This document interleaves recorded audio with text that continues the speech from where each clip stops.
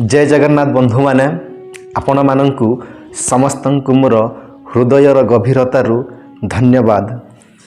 आज मोर YouTube channel रे 27,000 रु ऊर्ध्व सब्सक्राइबर अछंती।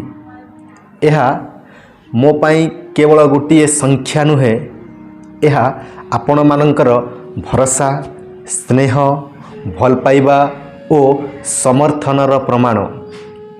आज मु मोर प्रथम थर पाई फेस रिमूवल करुछि, किंतु मोर परिचय आज भी गुप्त रहिबो। आपण माने मते जयदेव माझी नाम रे जानिले ही यथेष्ट। वर्तमान मु एक बेसरकारी कॉलेज रे अध्यापक भाव रे कार्य करुअछि।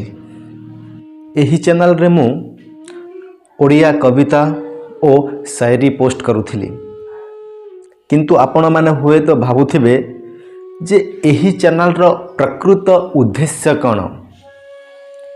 बंधुगण, आज भी आम समाज रे अनेक कुसंस्कार, अंधविश्वास भरी रही, जहा आम समाजर प्रगति दिगरे बाधा सृष्टि करुछि।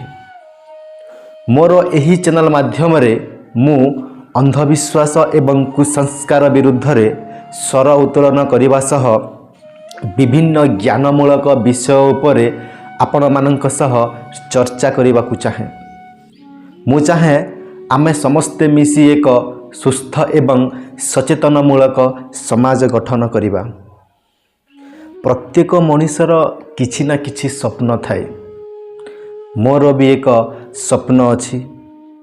मु चाहे जीवन रे जणे सफल व्यक्ति होई संपूर्ण भावे समाज सेवारे नियोजित करिबी। मोर आशा और विश्वास अछि जे जदि मोर निष्ठा सठिक थाए, तेबे मु दिने निश्चय आपण मानक सहयोग करिबारे सफल हेबी।